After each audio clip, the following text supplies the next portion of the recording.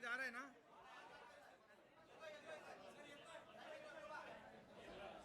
अरे गिरीश महाजन होते ना, गिरीश महाजन.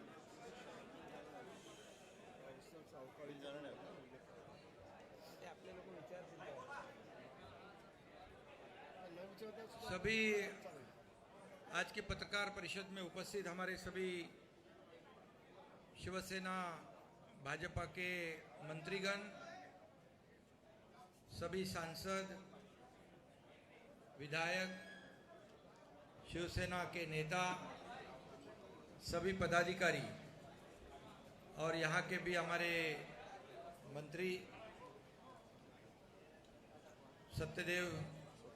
स्वतंत्र देव सिंह जी, उनके सभी सहयोगी और सभी पार्टी के शिवसेना भाजपा के सभी वरिष्ठ नेता पदाधिकारी और बड़ी संख्या में उपस्थित पत्रकार मित्रों, मैं आपका स्वागत करता हूं और आपको धन्यवाद भी देना चाहता हूं क्योंकि आप 2 दिन से यहाँ पर लगातार ये अयोध्या में लखनऊ से लेके इस अयोध्या यात्रा जो है उसे सफल बनाने में आपका भी योगदान है, इसलिए मैं आपको धन्यवाद भी देना चाहता हूँ. अयोध्या और राम मंदिर ये हमारे आस्था का विषय है, हमारी भावना इससे जुड़ी हुई है और श्रद्धा और अस्मिता भी है, क्योंकि जब कल यहाँ हमारे हजारों की संख्या में 2-3 दिन से यहाँ पर लोग पहुँच रहे हैं और कल हम लोग लखनऊ में आए, वहाँ भी माहौल देखा कि हजारों की संख्या में यहाँ पर उपस्थित सभी राम भक्त है, हमारे कार्यकर्ता है. इतनी बड़ी भीड़ में इकट्ठे हुए थे स्वागत के लिए, आप सभी ने देखा है और इसलिए मैं उनको धन्यवाद देना चाहता हूँ. आज भी सवेरे सुबह जब रैली में भी यहाँ के स्थानिक हजारों की संख्या में राम भक्त कार्यकर्ता सभी मौजूद थे. एक अलग माहौल, एक केसरिया कहे, भगवा कहे, पूरा वातावरण जो है राममय हुआ था. इसके साक्षी हमारे साथ आप भी लोग हैं और इससे पहले भी हम लोग अयोध्या आए. अयोध्या बहुत ही हमारे लिए एक आत्मीयता का विषय है.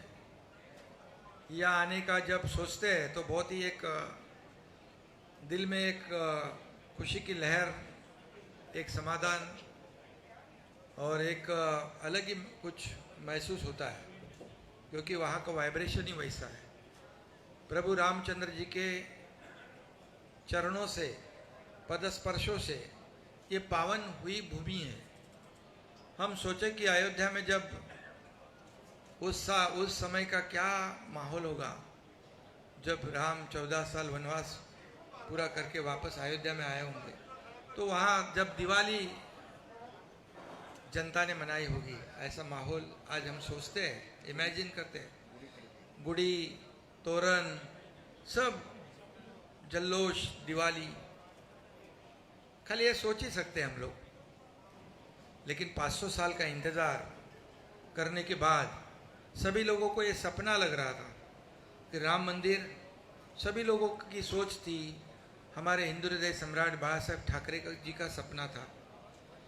तमाम इस देश के लाखों करोड़ों हिंदुत्ववादी विचार के राम भक्त, उनका सपना था. क्योंकि ये अयोध्या जो है, राम मंदिर जो है, ये हिंदुत्व का प्रतीक है, अस्मिता है. और यहाँ पर जितने भी हमारे देश में हिंदू भाई बहनें हैं विदेश में, जरूर आते हैं। और सबकी एक ही सोच थी, सबका एक ही सपना था, सबकी एक ही अपेक्षा थी कि राम मंदिर बन जाए। और हम देख रहे हैं, अभी हम दर्शन लेने के बाद वहाँ पर हमारे ट्रस्टियों ने हमें कुछ पुरानी जो मंदिर की अवशेष है वो भी दिखाई, और मंदिर निर्माण का काम भी हम देखने गए। पिछले बार भी आए थे, थोड़ा प्लेटफॉर्म जैसा काम था, आज देखा तो खंबे खड़े हो गए, ऊपर का छत भी खड़ा हो रहा है। इतनी तेजी से काम होगा ये कोई भी नहीं सोच सकता था। और आज देखा कि राम मंदिर पूरा होने जा रहा है। ये सबको स्वप्नवत लग रहा था, सपना लग रहा था, लेकिन तमाम राम भक्तों की आशा, अपेक्षा, मंशा, सपना इस देश के आदरणीय यशस्वी प्रधानमंत्री नरेंद्र मोदी जी के नेतृत्व में ये काम शुरू हुआ और आगे बढ़ रहा है। और मेरे ख्याल से 2024 जनवरी में मूर्ति स्थापना भी होगी, उसके बाद भी आगे काम चलता रहेगा। वहाँ हम गर्भगृह में भी गए, एक अलग एक कंपन वहाँ पर, एक वाइब्रेशन वहाँ अनुभव करने को मिला। और देखते देखते राम मंदिर का निर्माण आगे बढ़ रहा है। ये हमारे लिए और ज़्यादा खुशी की बात है। इस वक्त का दौरा जो है, इस वक्त ये राम मंदिर का निर्माण हो रहा है, इसमें मोदी जी के नेतृत्व में काम हो रहा है। हमारे यहाँ के लोकप्रिय मुख्यमंत्री योगी आदित्यनाथ जी इसमें पूरा सहयोग कर रहे हैं, और उनकी निगरानी में, देखभाल में इसका निर्माण का काम शुरू है, मंदिर निर्माण का। और इसलिए इस दौरान जो यात्रा है उसमें अलगपन महसूस होता है। राम मंदिर का निर्माण भी जोर से हो रहा है। हमें प्रभु रामचंद्र जी के आशीर्वाद से धनुष्यबाण भी मिला है, पार्टी का नाम भी मिला है। और मुख्यमंत्री बनने के बाद पहली बार मैं पहले वक्त यहाँ पर प्रभु रामचंद्र जी का, रामलला का आशीर्वाद लेने पहुँचा। हमारे सभी सहयोगी, साथी, नेता, मंत्रीगण, विधायक, कार्यकर्ता, ये बहुत ही आज का दिन मेरे जीवन में सबसे बड़ा सौभाग्य का दिन है। आज का दर्शन, आज की जो यात्रा है, ये मैं कभी जिंदगी में भूल नहीं पाऊंगा। इससे पहले भी मैं आता था, नियोजन करने आता था, लेकिन आज हमारे कार्यकर्ताओं ने इस यात्रा का नियोजन किया है। और यात्रा का नियोजन आप देख रहे हो, इतनी शानदार किया है, इतना शानदार किया है कि पूरी तरह एक माहौल जो है इतना बन गया है। पूरी तरह यहाँ पर एक मंगलमय, पवित्र वातावरण तैयार हुआ है। और इसलिए मैं सभी कार्यकर्ताओं का भी धन्यवाद दूंगा, और सभी लोगों को धन्यवाद मैं दूंगा। यहाँ पर हमारे साथ आज सब लोग आके दर्शन ले लिया, सबने, पूरा हमारा सरकार यहाँ पर आया था, और मंत्री तो आए, सभी लोग आए। मेरे सहयोगी उप मुख्यमंत्री देवेंद्र जी भी आए, दर्शन लेके उनको दिल्ली जाना था। और हमारी यात्रा पूरी तरह अभी शाम को सरयू नदी पर आरती भी है, और संत महंतों का आशीर्वाद का भी कार्यक्रम है। और इसलिए कई लोगों को इससे थोड़ी एलर्जी भी है और दर्द भी हुआ है, ठीक है। लेकिन मैं एक ही बात कहूँगा, ये राम मंदिर और अयोध्या हमारे शिवसेना और भारतीय जनता पार्टी के लिए कोई राजनीतिक मुद्दा नहीं है। यह हमारे आस्था और श्रद्धा का विषय, भावना का विषय है। और आज देख रहे हैं हम लोग इतने जोर में यहाँ विकास के काम हो रहे हैं। योगी जी को भी मैं धन्यवाद दूंगा, उनके मंत्री जी को धन्यवाद दूंगा, हमारे उप मुख्यमंत्री देवेंद्र जी को भी धन्यवाद दूंगा। उन्होंने भी समय निकालकर यहाँ दिल्ली में बैठक होने के बावजूद वो यहाँ पर पहुँचे और यहाँ का विकास हम देख रहे हैं। तो तेजी से यहाँ पर अयोध्या का विकास होगा, राम मंदिर बनेगा, लाखों करोड़ों लोगों को यहाँ इसका अपनी रोजी रोटी में भी फायदा होगा। लेकिन मैं जानता हूँ, समझता हूँ कि ये यात्रा जो है हमारी अयोध्या यात्रा, यहाँ जो पहुँचे हैं और टीवी पे जो देख रहे हैं, ये लाखों लोगों को तो बहुत ही एक आनंद देने वाली यात्रा है। लेकिन कुछ लोग तो ऐसे होते हैं कि उनको कुछ तकलीफ भी होती है, क्योंकि कई लोग जानबूझकर, कई लोगों को हिंदुत्व की एलर्जी रही है, अभी भी हो रही है, क्योंकि आज़ादी के बाद भी कई लोग जानबूझकर हिंदुत्व का अपमान कर रहे थे, गलत फहमी फैला रहे थे, हिंदू धर्म ऐसा है वैसा है। लेकिन मैं आपको बताऊंगा, हिंदुत्व, हिंदू धर्म एक जीवन प्रणाली है। एक हिंदू धर्म में सहिष्णुवाद है, सभी लोगों को साथ लेकर चलने वाला हमारा हिंदुत्व है। बाबा साहेब ठाकरे जी ने भी कहा है क्या हिंदुत्व है, उनके विचार क्या है वो बताए उन्होंने।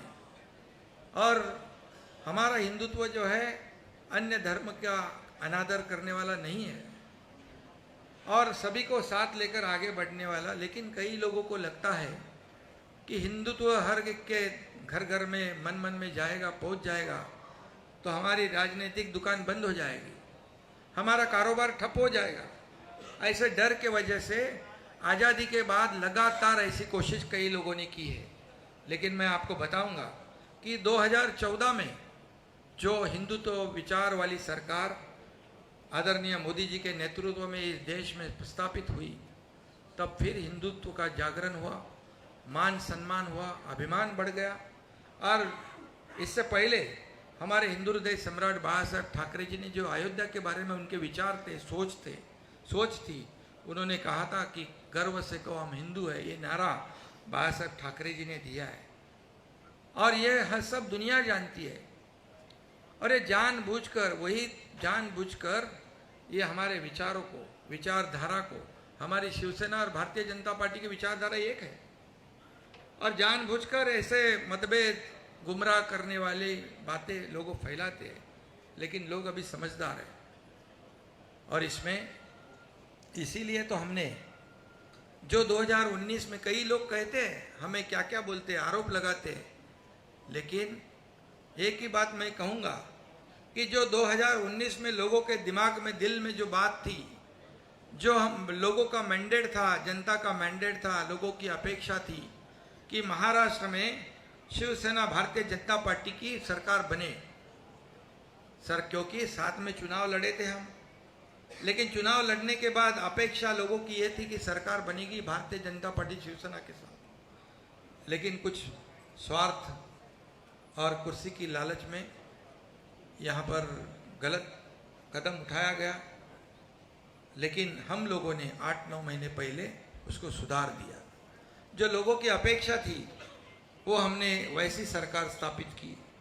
और इसीलिए तो आप जानते हो कि जहाँ जहाँ हम लोग जाते हैं, लोगों का इतना बड़ा प्रतिसाद होता है, लोगों के चेहरे से दिख जाता है क्या है, उनके मन की बात जो थी, उनके दिल में जो था, वैसी सरकार हमने स्थापित की है। और हम खुलेआम यहाँ पर आज हमारी दोनों की विचारधारा को लेकर यहाँ पर अयोध्या में दर्शन के लिए आए हैं।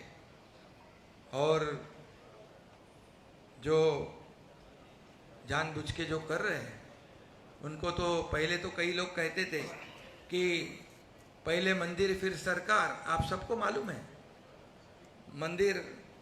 पहले मंदिर फिर सरकार। लेकिन जिन्होंने राम मंदिर का विरोध किया, बाबा साहब ठाकरे जी ने जिनको दूर रखा था हमेशा, उनके साथ सरकार तो बना दी।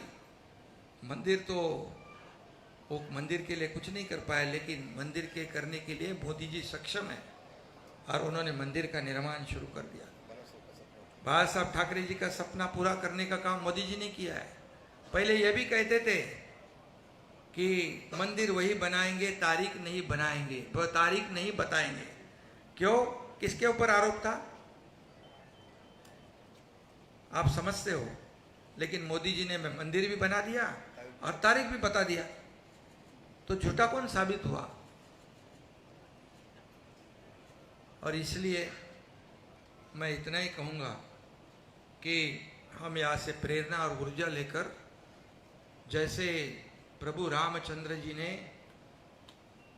देखो उस वक्त का आपको भी पता है, पिताजी को दिया हुआ न दिया हुआ वचन, मतलब किसी ने कहा वनवास आपको भोगना है, तो बिना कुछ कहे सुने क्यों क्या नहीं गए 14 साल वनवास। और दूसरी तरफ क्या हुआ आपको मालूम है, मुझे बताने की जरूरत नहीं है। जो लोगों को जबान दी थी, जो बाला साहब ठाकरे जी का जो अपने पिताजी की जो उनके जो मंशा थी, अपेक्षा थी, सपना था, हाँ, उसके खिलाफ जाकर सत्ता की लालच में क्या किया आप जानते हो। इसलिए मैं ज़्यादा कुछ कहूँगा नहीं, और आरोप लगाते जाओ, उसका जवाब हम काम से देंगे। काम शुरू हो चुका है, आप जानते हो। आपको खास करके मैं या उत्तर भारत के आप सभी पत्रकार भाइयों को कहता हूँ मैं कि पिछले 8-9 महीने में ऐसे निर्णय हम लोगों ने लिए हैं कि पिछले कई सालों में ऐसे निर्णय नहीं हुए थे। क्योंकि हमारी सरकार जनता की सरकार है, हमारी सरकार आम लोगों की है, हमारी सरकार किसानों की है, हमारी सरकार कामगारों की है, हमारी सरकार विद्यार्थी है, महिला है, सभी लोगों की सरकार है, गरीब जनता की सरकार है, रोज कमाता है रोज खाता है, उनकी सरकार है, सभी लोगों की सरकार है। और इसलिए हमारी सरकार जो काम कर रही है, आज मैं बताऊंगा कि कुछ लोग कहते थे कि यहाँ पर किसानों को नुकसान हो रहा है, बेमौसम बारिश हो रही है, नुकसान हो रहा है, और ये अयोध्या में चले गए। लेकिन आपको मैं बताऊंगा, मुझे सुबह 7 बजे से मेरे चीफ सेक्रेटरी से लेके विभाग के सभी सेक्रेटरी, सभी कलेक्टर, जहाँ जहाँ नुकसान हुआ है उनसे लगातार संपर्क बनाए रखा।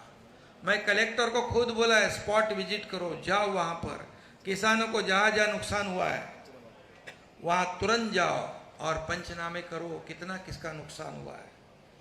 यह है मेरा काम। मैं ऑफिस में बैठ के या घर में बैठ के आदेश देने वाला मुख्यमंत्री नहीं, मैं फील्ड पर उतर के काम करने वाला मुख्यमंत्री है। आपके पत्रकार मुझे कल पूछ रहे थे, जब मैं ट्रेन में लोगों को विदा करने के लिए आया था, बोले एक मुख्यमंत्री ये अयोध्या में जाने वाले ट्रेन के कार्यकर्ताओं को विदा करने आया है। मैं ये ऐसा मुख्यमंत्री है कि जमीन से जुड़ा हुआ है, कार्यकर्ताओं की भावनाओं से जुड़ा हुआ है। मैं खाली आदेश देके एयर कंडीशन में बैठने वाला मुख्यमंत्री, घर में बैठने वाला नहीं। और इसलिए आपको मैं बताऊंगा कि आपने जो यहाँ पर कार सेवा में भी, ये हमारा पुराना रिश्ता है अयोध्या से। मुझे याद है कि हमारे धर्मवीर आनंद दिगे जी, हमारे गुरु, उन्होंने भी उस कार सेवा में चांदी की ईंट भेंट की थी। ये भी मुझे मालूम है, हम साथ में थे। और बाला साहब जी का, ठाकरे जी का तो रिश्ता, हमारे सभी लोगों का जो अयोध्या से जो एक रिश्ता है, एक नाता जो है, वो राजनीतिक नहीं है, भावनिक आस्था का विषय, हमारी श्रद्धा का विषय और अस्मिता का विषय। इतना ही मैं आज कहूँगा। और आप सब लोगों को मैं धन्यवाद देना चाहता हूँ कि आप लोगों ने इतनी बड़ी, देखो थोड़ी सी धक्का मुक्की हो गई, आप लोगों की इधर कभी मैं छोटा इंटरव्यू दे नहीं पाया, भागते भागते सब, पब्लिक भी बहुत इतनी थी, आप भी जानते हो। तो अभी यहाँ पर प्रोटोकॉल भी नहीं रहा, वो सब पुलिस भी टेंशन में, सब लोग टेंशन में। मंत्री महोदय बोले ये गाड़ी में बैठो, मैं बोला अरे भाई मैं कार्यकर्ता से जुड़ा हुआ आदमी हूँ। तो थोड़ा बहुत सभी लोगों को इनकन्वीनियंस हुआ होगा, किसी को थोड़ी बहुत तकलीफ हुई तो क्षमा चाहता हूँ, और सभी लोगों को मैं धन्यवाद देना चाहता हूँ। आणि मराठी हाँ नहीं नहीं मराठी का बोलतो जरा हा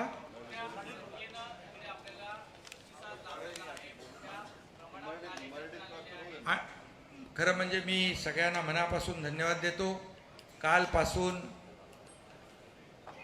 लखनौ विमानतळापासून जे भव्य दिव्य असं स्वागत या ठिकाणी उत्तर भारत आणि अयोध्येतल्या लोकांनी केलं त्याबद्दल मी सगळ्यांना मनापासून धन्यवाद यासाठी देतो की अतिशय भगवं माहोल भगवं वादळ या ठिकाणी पाहायला मिळालं. कार्यकर्त्यांमध्ये प्रचंड जोश होता, उत्साह होता, जल्लोष होता आणि भक्ती होती, श्रद्धा होती. यापूर्वी पण मी आलो, यापूर्वी मी नियोजन तयारी करायला यायचो, पण आज मला माझ्या कार्यकर्त्यांनी सगळ्या पदाधिकाऱ्यांनी एवढा प्रचंड माहोल इकडे तयार झाला. लोक आले, अयोध्येतले लोक, लखनौमधले लोक, मंत्रीजी स्वतः, योगीजी माझ्याशी स्वतः बोलले, त्यांनी सगळं नियोजन केलं. या सगळ्यांना मी मनापासून धन्यवाद देतो. अयोध्या आणि राम मंदिर हे आमच्यासाठी राजनैतिक मुद्दा नाही, राजकीय मुद्दा नाही. हा बाळासाहेबांपासूनचा तमाम लाखो करोडो देशवासियांसाठी, राम भक्तांसाठी अस्मितेचा मुद्दा आहे, श्रद्धेचा मुद्दा आहे. आणि हे राम मंदिर आणि अयोध्या हिंदुत्वाचं प्रतीक आहे. आणि म्हणून या ठिकाणी आम्ही यावेळेस आलोय. यावेळेचं वेगळेपण काय आहे? यावेळेचं वेगळेपण म्हणजे आम्ही प्रभू रामचंद्राच्या आशीर्वादाने या ठिकाणी धनुष्यबाण मिळाला, नाव मिळालं, मुख्यमंत्री पद मिळाल्यानंतर पहिल्यांदा मी या ठिकाणी आलोय. त्याचा मला आनंद आहे आणि अभिमान देखील आहे आणि समाधान देखील आहे. सगळ्या हजारो राम भक्तांना मी मनापासून धन्यवाद देतो. त्याने उत्स्फूर्त स्वागत केलं. पत्रकारांना देखील मनापासून धन्यवाद देतो की आपणही मेहनत सगळी घेतली आणि राम मंदिर निर्माणचं जे काम इथे सुरू आहे ते पाहून तर म्हणजे कोणी विश्वास ठेवू शकत नाही की इतक्या वेगाने स्पीडने या मंदिराचं काम सुरू आहे. हजारो लाखो करोडो लोकांच्या मनात स्वप्न होतं, इच्छा होती या अयोध्येमध्ये भव्य दिव्य राम मंदिर झालं पाहिजे. बाळासाहेबांचं स्वप्न होतं, आमच्या हिंदुहृदय सम्राट बाळासाहेबांचं, की अयोध्येत राम मंदिर व्हावं, 370 कलम हटावं.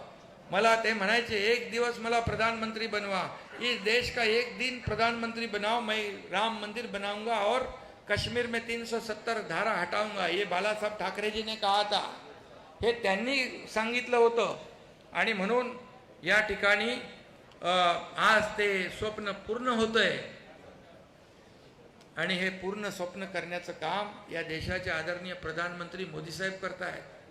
काश्मीरमधलं मोदी साहेबांच्या नेतृत्वाखाली गृहमंत्री अमित शहा, डॅशिंग गृहमंत्री आहेत अमित शहा, त्यांनी वाटलं होतं तुम्हाला 370 कलम हटेल, हटवलं. आणि म्हणूनच आम्ही जे आमची विचारधारा आहे, विचारधारेबरोबर आम्ही सरकार स्थापन केलं आहे.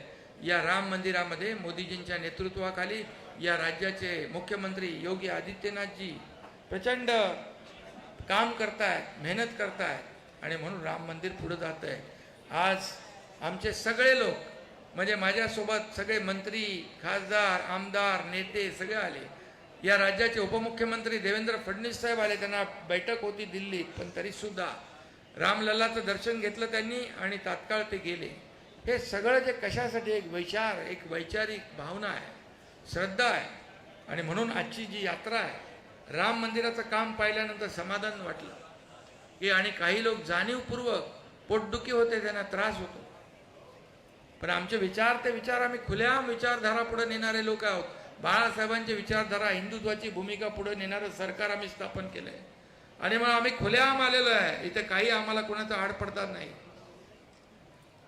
मगाशी म्हटल्याप्रमाणे तुम्हाला मी सांगतो परत एकदा, मंदिर वही बनाएंगे काय काय आहे ते, सरकार पहिले का मंदिर पहिले, त्याच्यामध्ये मी जात नाही. पण आजची जी अयोध्या यात्रा आहे ही माझ्यासाठी फार, माझ्या आयुष्यातला हा दिवस जो आहे हा सगळ्यात परमोच्च आनंदाचा क्षण आहे. हा मी कधीही विसरू शकत नाही. कारण मुख्यमंत्री झाल्यानंतर पहिल्यांदा ही अयोध्या यात्रा आहे. धनुष्यबाण मिळाल्यानंतर आणि समोर येताना राम मंदिराचं काम सुरू आहे.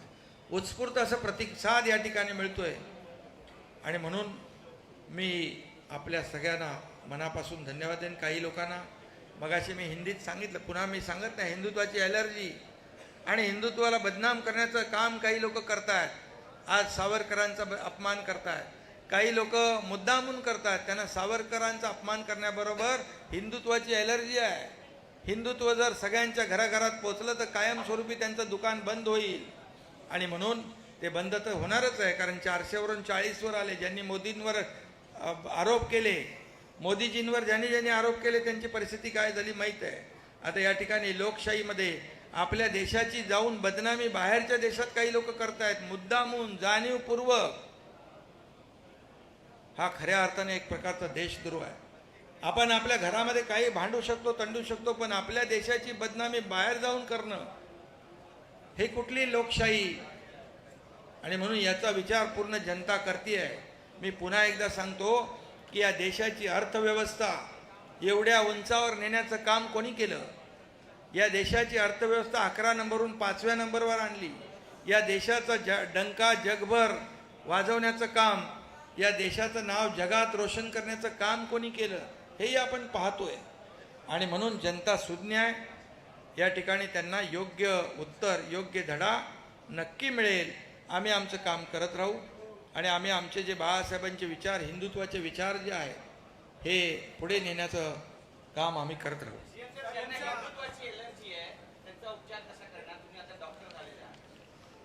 मी डॉक्टर, ते डिग्रीचं सोडा, मी अगोदरच डॉक्टर होतो म्हणून तर मोठं ऑपरेशन केलं मी. आणि यांना काय ऑपरेशनची गरज नाही लागत, त्यांना छोट्या मोठ्या गोळ्या दिल्या तर बस.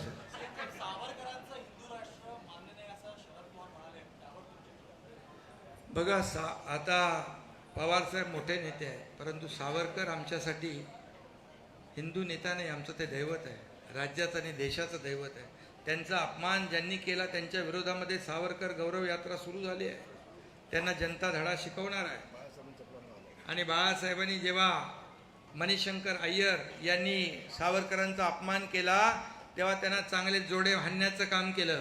पण आताचे कोण जे वारस म्हणतायत त्यांनी काय केलं? मूग गिळून गप्प बसले. साधा अधिवेशनामध्ये सावरकरांचा अभिनंदनाचा प्रस्ताव देखील आणू शकले नाही. हे दुर्दैव आहे महाराष्ट्राचं. त्यांच्या मांडीला मांडी लावून बसतात, त्यांच्या गळ्यात गळा घालतायत, त्यांच्या यात्रेत जोडू यात्रे का तोडू यात्रेत जातायत. हे कुठलं हिंदुत्व आहे? आम्ही हे सहन करणार नाही. सहन करणार म्हणजे काय करणार? त्यांचा निषेध तरी करण्याची हिंमत आहे का? धाडस आहे का? दाखवा.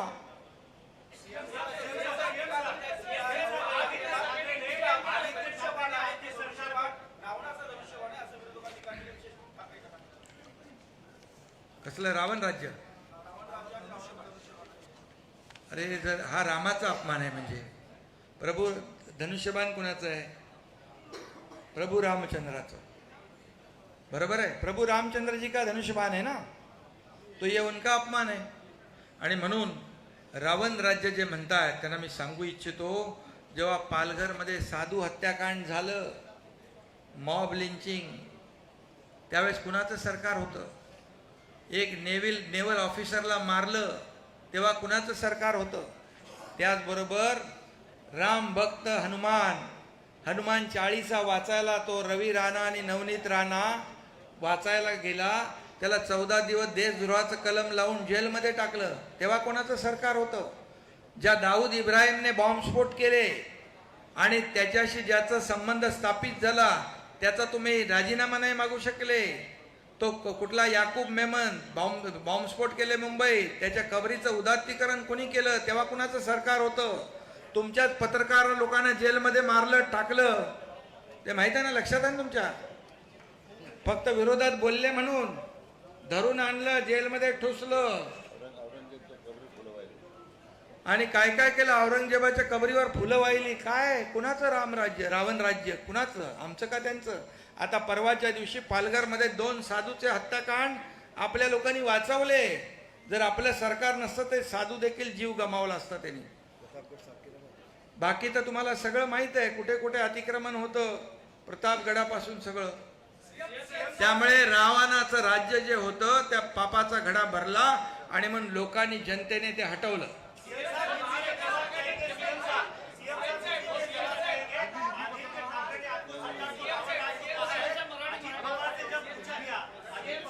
अरे भैया तुम आप लोग यहाँ महाराष्ट्र से आए हो, इधर जरा उनको भी पूछने दो, ऐसे क्या कर रहे हैं? वो बोले कि हमारे ऊपर अन्याय हो रहा है, ये महाराष्ट्र का मुख्यमंत्री है करके इनको ही बोल रहा है।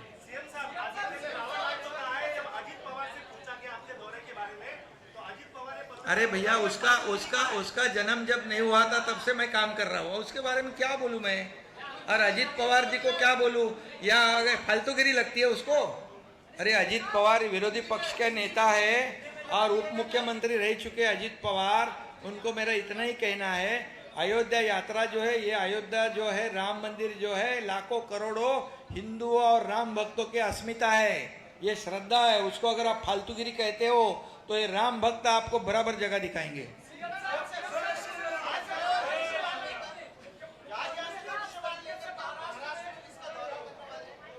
धनुष्य बाण प्रभु रामचंद्र जी के आशीर्वाद से मिला है, बाबा साहेब ठाकरे जी के आशीर्वाद से मिला है, तमाम जनता के आशीर्वाद से मिला है। हम महाराष्ट्र में समर्पित भाव से हमारे आखिरी सांस तक ये हम महाराष्ट्र की जनता की सेवा करेंगे। हाँ? एक एक जन पूछो।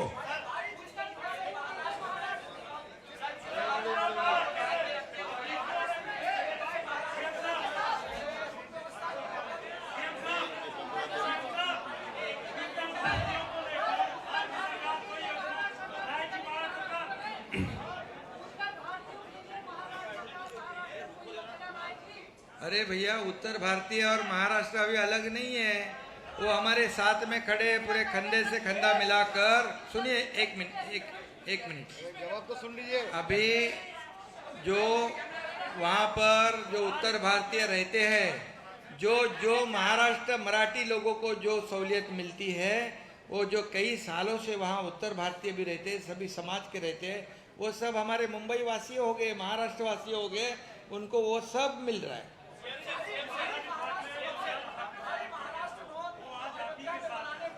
महाराष्ट्र भवन के लिए जगह देने की बात हमने विनंती की है इस राज्य के मुख्यमंत्री योगी आदित्यनाथ जी को, और उन्होंने सकारात्मक भूमिका ली हुई है और यहाँ जरूर महाराष्ट्र भवन बड़ा बन जाएगा। और ये भी कहूंगा कि हिंदू हृदय सम्राट बाबा साहेब ठाकरे महाराष्ट्र भवन ऐसा बन जाएगा।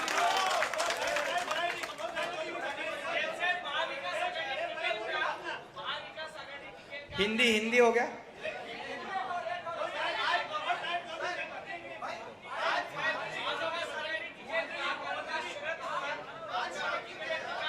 हाँ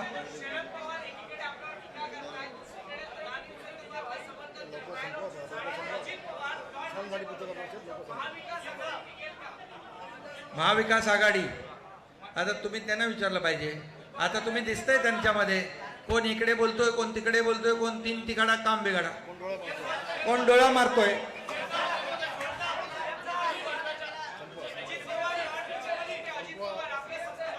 त्यांना ॲलर्जी झाली होती, ऍसिडिटी। हाँ हिंदी हाँ बस।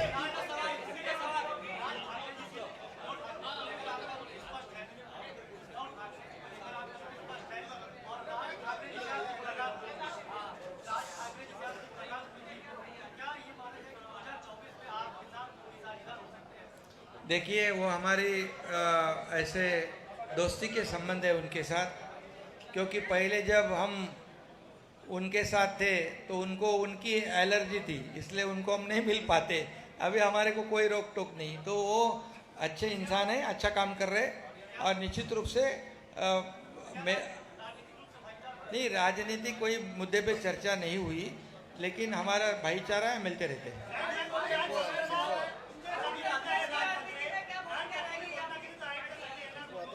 हाँ हमारे पार्टी की भूमिका स्पष्ट है, हमारी शिवसेना भाजपा की अलायंस है और हमारी विचारधारा एक है, हिंदुत्व की विचारधारा है। और राम लल्ला के दर्शन के लिए हम लोग जब आए हैं, यहाँ से ऊर्जा प्रेरणा लेकर जाएंगे, हमारे महाराष्ट्र में सुजलाम सुफलाम करेंगे, लोगों की समर्पित भावना से सेवा करेंगे और 2024 में शिवसेना भारतीय जनता पार्टी का भगवा महाराष्ट्र पे पूरे बहुमत से लहराएगा। धन्यवाद। हाँ?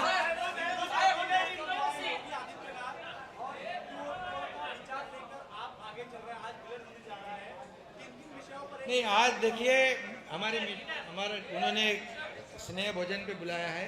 आज मैं देख रहा हूँ, खुशी है मुझे कि पहले का उत्तर प्रदेश और अभी का उत्तर प्रदेश जमीन आसमान का फर्क था। मेरे साथ मंत्री जी कल गाड़ी में थे, कितने बड़े रास्ते हो गए, कितनी बड़ी रोशनाई हो रही है, इंडस्ट्री यहाँ पर आ रही है, डेवलपमेंट हो रही है, गुंडागर्दी खत्म कर दी है। क्या उनको बोलते हैं?